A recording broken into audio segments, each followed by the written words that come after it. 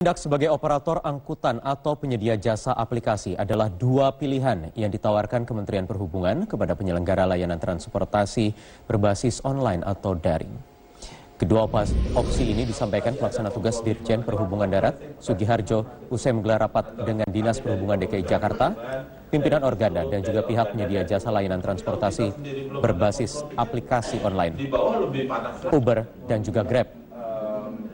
Selain membahas opsi bisnis, pertemuan multipartit yang digelar Rabu siang tadi ini juga membuahkan kesepakatan bahwa seluruh penyelenggara transportasi tidak akan mengulangi aksi kekerasan jika kembali melakukan aksi unjuk rasa. Beberapa kali ya. Pilihannya kepada mereka silahkan.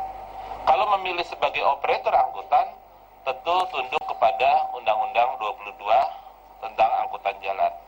Dia harus memenuhi berbagai aturan mengenai badan hukumnya. Tadi disampaikan sudah bentuk koperasi, nggak ada masalah, itu badan hukum.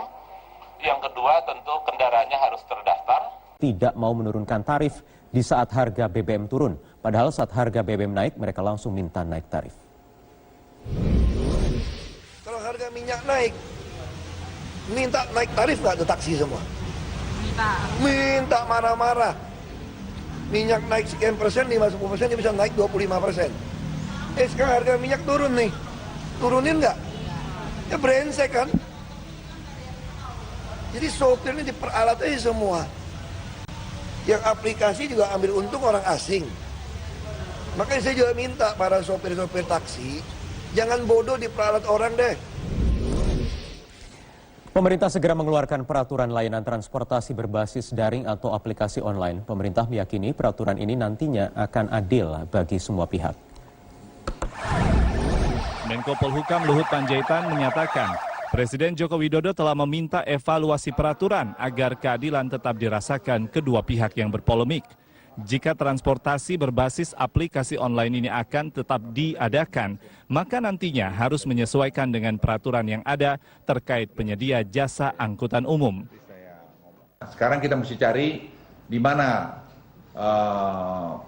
membuat ini seperti yang diperintah Presiden supaya membuat keadilan itu lebih bagus lagi. Tapi saya pikir keadilan itu pun juga jalan harus dari dua pihak, tidak bisa hanya dari satu pihak saja. Dan perlakuan tadi yang untuk yang taksi yang sudah yang reguler ini, dan konvensional ini, dengan yang tadi aplikasi, memang ada hal-hal yang mereka harus sama, yaitu seperti tadi izin, kemudian pendaftaran, kemudian pajak, dan sebagainya. Sementara menurut Menteri Perhubungan Ignatius Jonan, akar polemik antara penyedia layanan transportasi konvensional dan online bukan pada keberadaan aplikasi atau sistem teknologi yang dipakai, melainkan jenis kendaraan yang digunakan untuk mengangkut penumpang. Penyedia layanan transportasi berbasis aplikasi online umumnya memakai kendaraan pribadi berplat hitam sebagai angkutan umum. Padahal sesuai Undang-Undang Nomor 22 Tahun 2009, mobil angkutan umum harus terdaftar melalui badan hukum, memiliki izin dan memenuhi sejumlah syarat lainnya. Nah, mobilnya dikasih stiker kah, diapakan kah, dan sebagainya. Boleh nggak plat hitam? Boleh. Kalau mobil itu sifatnya rental, bukan taksi yang keliling di jalan cari penumpang, tapi berdasarkan perjanjian, kan sistem aplikasi itu biasanya berdasarkan reservasi aja. Boleh aja plat hitam, ya. Tapi harus stiker, harus ada izin operasinya dan sebagainya. 22 Maret 2016, lebih dari 6.000 pengemudi angkutan darat menggelar aksi unjuk rasa menuntut penghapusan layanan transportasi berbasis aplikasi online. Kemunculan dan kemudahan layanan yang ditawarkan transportasi berbasis aplikasi online disebut-sebut memicu persaingan tidak sehat dalam bisnis transportasi. Dengan adanya pergolakan dari sejumlah pihak, ketegasan dan regulasi yang adil dari pemerintah jelas dibutuhkan agar hak masyarakat mendapatkan layanan transportasi yang nyaman dan terjangkau tetap dapat terpenuhi. Tim Liputan, Metro TV. Bisnis transportasi berbasis aplikasi online menimbulkan benturan bisnis yang memicu demo anarkistis. Di sisi lain, pemerintah belum siap dengan regulasi yang bisa diterima oleh semua pihak.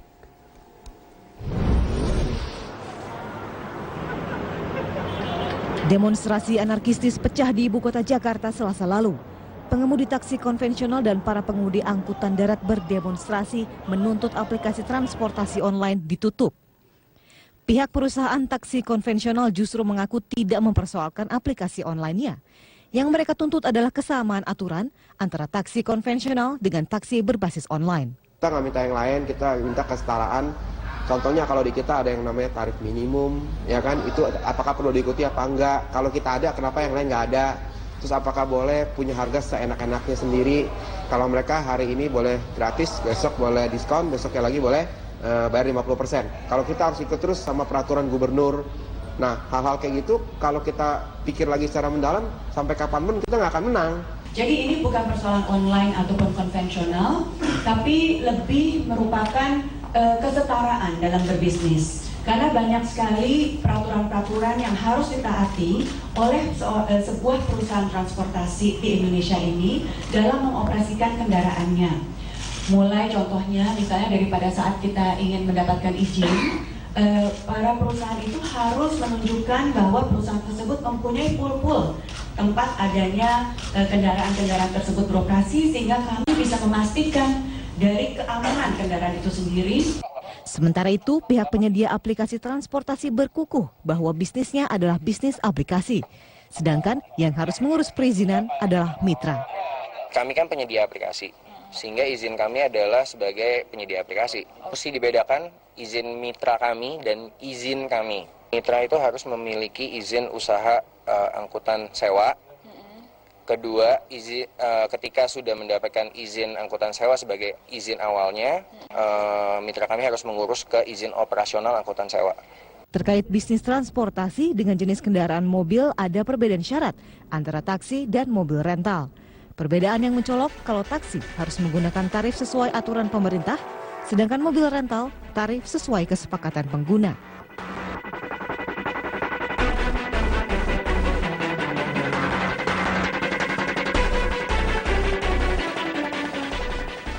Tim Liputan Metro TV.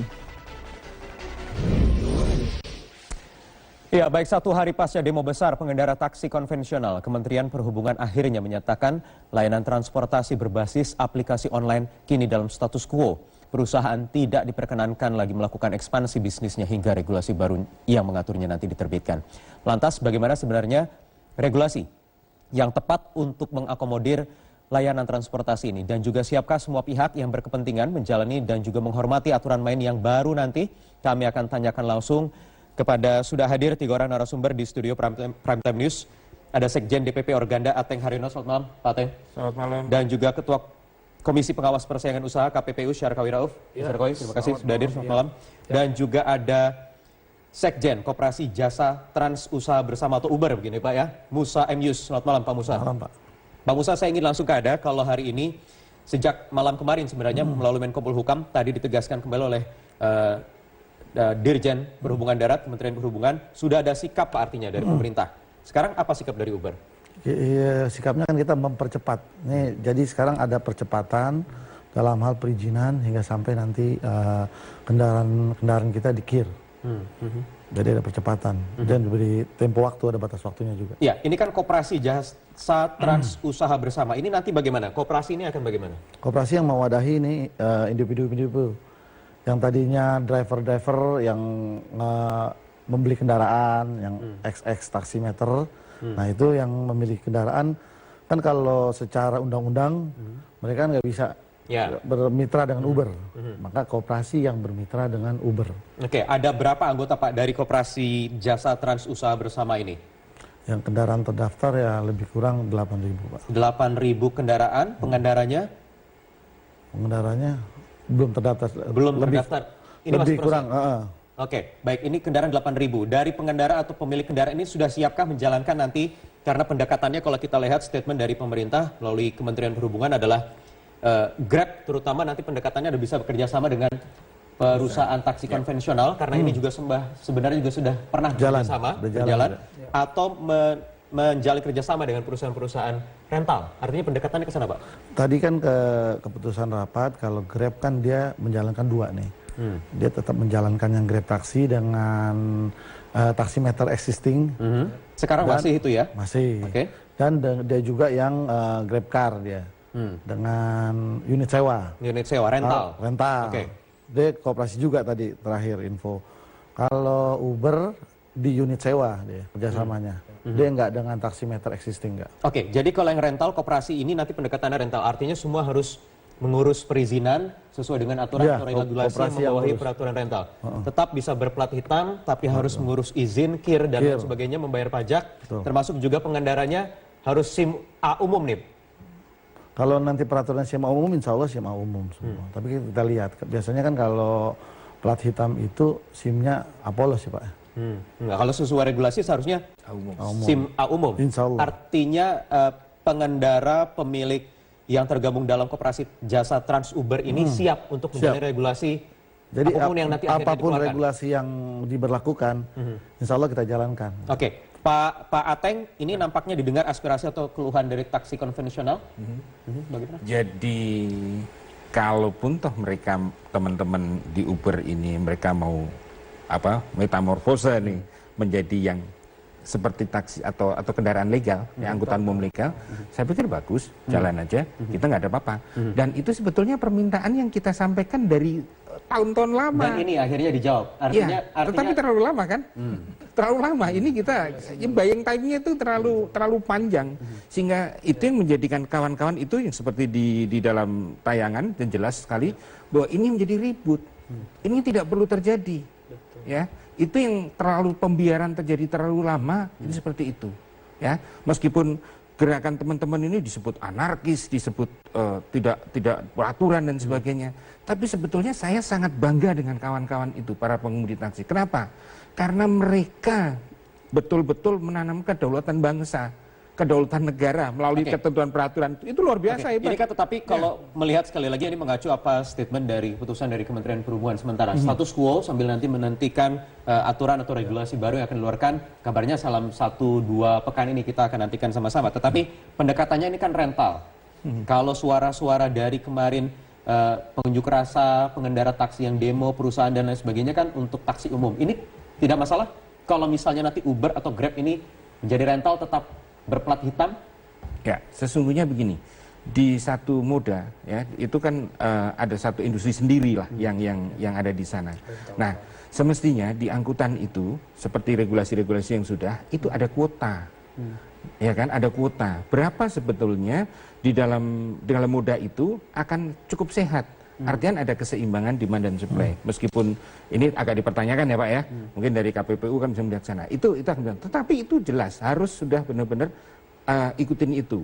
Dan itu sebenarnya akan direview per waktu, per waktu. Sebelum nanti juga dikeluarkan ada aturan baru. Nah, kalau sekarang yang terjadi, ini kan ada terkesan maksa gitu bahwa ini harus terjadi di sana.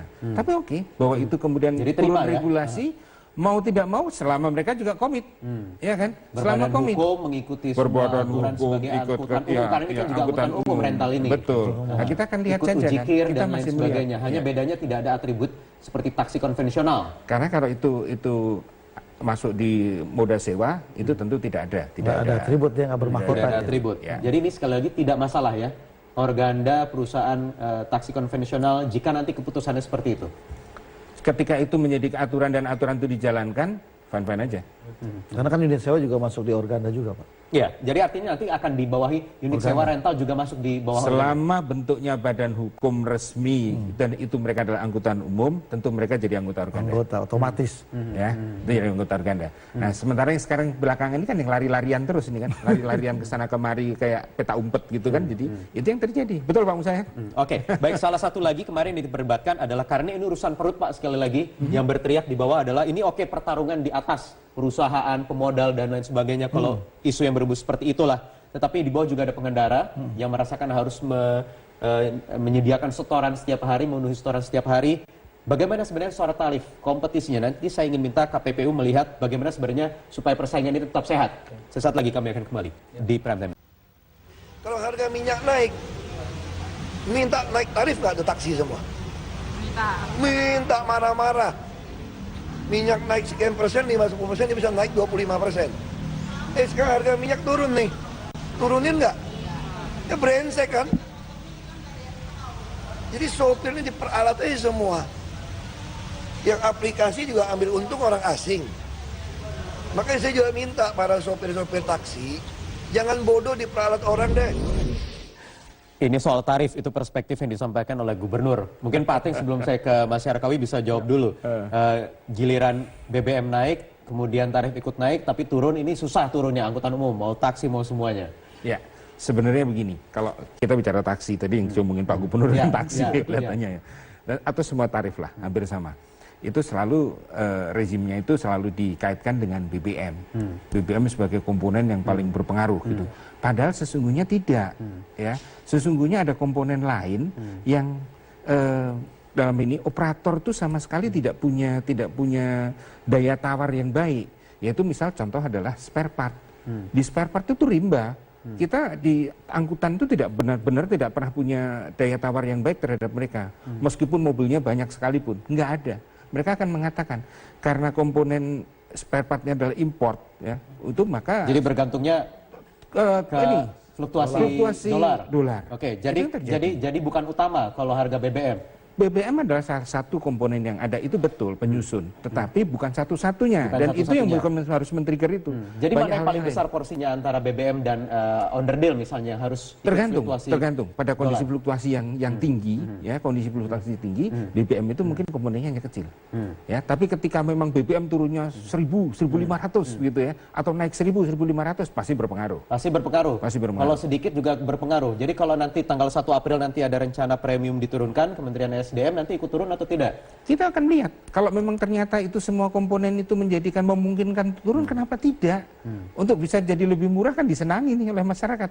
Seperti yang dilakukan oleh teman-teman lain itu kan. Nanti dengan online nanti regulasinya keluar, kemudian harganya murah-murahan. Mau gitu tidak kan? Mau itu juga harus menyesuaikan. Tapi saya ingin minta pandangan dari KPPU, Mas Syarkawi. Bagaimana sih sebenarnya kebijakan menjaga persaingan usaha ini tetap sehat begitu dari sisi tarif terutama? Ya, yang pertama saya kira saya mengapresiasi ya apa yang dilakukan oleh pemerintah untuk mengatur keberadaan misalnya Uber, kemudian ada Grab, kemudian diperhadapkan dengan taksi yang incumbent ya, katakanlah taksi konvensional. Nah, apa yang diputuskan pemerintah hari ini itu sudah sangat baik, meskipun agak terlambat ya. Nah, tetapi ya apapun namanya ini sudah diputuskan dan semua orang harus taat terhadap keputusan pemerintah itu. Kemudian yang kedua, dari sisi competition, pertama yang saya ingin sampaikan bahwa tidak boleh ada regulasi yang menghambat masuknya new entrants ke dalam suatu industri. Jadi tidak boleh ada regulasi yang menghambat masuknya pelaku-pelaku usaha baru, entah itu di taksi, entah itu dimanapun. Nah, saya kira itu prinsip dasar persaingan usaha yang sehat yang harus kita pegang secara bersama-sama, baik oleh pelaku usaha maupun oleh pemerintah dalam membuat regulasi. Nah, kemudian yang ketiga, ini ada taksi yang pendatang baru ya, katakanlah rental car yang disebut oleh Uber, ada Grab taxi atau ada Grab car untuk rental. Nah, mereka mampu katakanlah membuat tarif yang jauh lebih rendah ya. Atau bahkan misalnya karena ini di Indonesia masih baru, tentu masih akan ada penyesuaian ke depan ya. Nah, tetapi kalau pengalaman di negara lain, misalnya di Australia, itu selisih harga antara taksi yang katakanlah yang konvensional dengan yang berbasis aplikasi online, itu kan ada sekitar 20% lebih murah yang menggunakan aplikasi online itu. Nah, menurut saya supaya teman-teman katakanlah di taksi konvensional ini bisa kompetitif berhadapan dengan teman-teman di katakanlah di Uber atau Grab. Nah, pertama yang harus kita pikirkan kembali itu adalah ketentuan tarif bawah di taksi. Selama ini sudah ada. Nah, selama ini ada. Bawah atas. Selama ini ada kalau tarif atas saya setuju.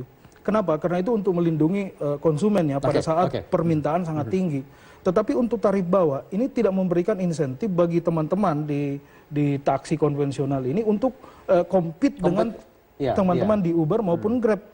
Nah, sehingga masing-masing bisa menerapkan tarif yang kompetitif menghadapi konsumen. Jadi, yang memang jangan bisa dicabut saja batas bawah itu. Kalau saya seharusnya ditinjau ulang batas bawah itu. Misalnya saya kira tadi Pak Ahok sudah sangat baik ya melihat persoalan tarif sehingga adjustment di tarif itu dilakukan oleh masing-masing perusahaan. Jadi tidak harus menunggu fluktuasi betul. dolar, Apalagi ketentuan dan juga BBM. Apalagi ketentuan di taksi ya. Itu ada kan kuota ya, Mas Ateng ya. Ada kuota per tahun untuk membuka izin baru. Nah, ini sudah di kuota. Kemudian ditetapkan lagi tarifnya, ini kompetisi nggak jalan tuh di situ. Nah, nggak apa-apa di kuota, tetapi penentuan tarif itu dibuat oleh masing-masing perusahaan. Nah, sehingga kalau ada yang bisa efisien, itu bisa menerapkan tarif yang lebih rendah dan bersaing dengan teman-teman di Asalkan satu ya, karena transportasi ini tujuan utamanya tentu menghadirkan layanan yang memenuhi aspek keselamatan satu. Kalau itu setuju. Semua baik Uber, Grab maupun katakanlah incumbent itu kan harus ikut di dalam aturan yang berlaku di Indonesia ya. Karena saya kira teman-teman di Singapura pun melakukan hal yang sama, di negara lain juga melakukan hal yang sama ya. Nah, di Indonesia juga harus ada equal treatment terhadap aturan. Tapi prinsipnya aturan main itu jangan menghambat masuknya pelaku-pelaku usaha baru di taksi konvensional. Organda setuju tidak batas tarif bawah ini dicabut? Kita melihatnya begini. Tahan sebentar ya. Nanti kita akan lanjutkan. Kita masih ada waktu lagi. Pak Ateng setuju tidak kalau batas bawah ini tarif dicabut? Tadi usulan dari KPPU. Iya.